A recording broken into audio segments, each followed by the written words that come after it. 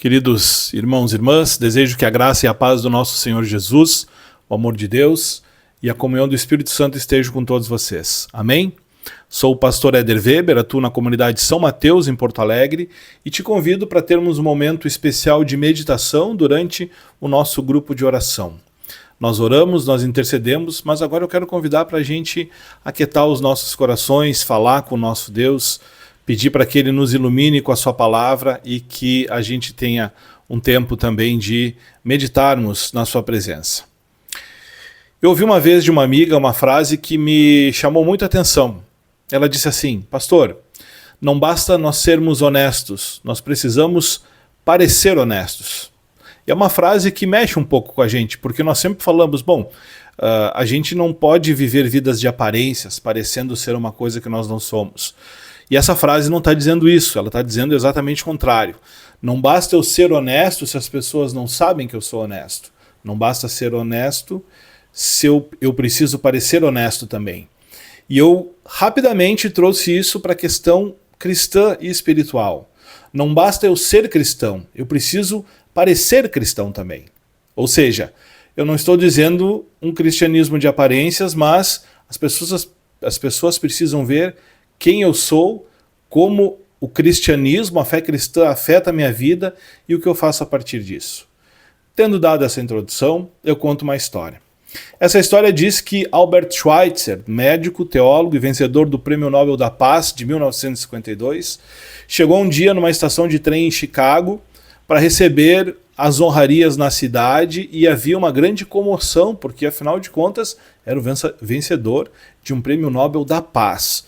Muita gente esperando, autoridades, a população para ver aquilo de perto, aquele acontecimento histórico, a imprensa estava lá também, e de repente para o trem e desce aquele senhor, um homem que era muito alto, visível de longe, e ele vem caminhando em meio à multidão, e havia muita alegria, muita excitação naquele momento ali, porque as pessoas estavam animadas de ver aquela pessoa ali, e então ele começa a dar entrevista, de repente o olhar dele se perde no horizonte e as pessoas ficam pensando o que ele está fazendo agora. Ele pede licença, sai caminhando no meio da multidão, se dirige até uma senhora que estava tendo dificuldades para tirar suas malas do trem, pega aquelas malas dela, ajuda elas a colocar no ônibus, ajuda ela a subir, achar o lugar dela, deseja uma boa viagem e também espera que tenha pessoas esperando por ela no seu destino, no lugar que ela fosse chegar. Então ele retorna, se posiciona novamente para continuar com as entrevistas, pede desculpas e segue falando.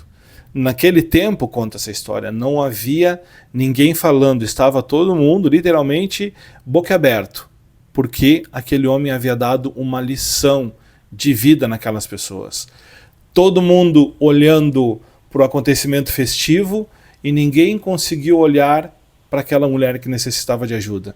Mas o olhar dele, de cristão, de uma pessoa que dedicava a sua vida ajudando os outros, ele conseguiu enxergar a necessidade. E ali, ele não apenas disse ser cristão, mas ele pareceu ser cristão. Ele se demonstrou uma pessoa cristã e fez o seu trabalho.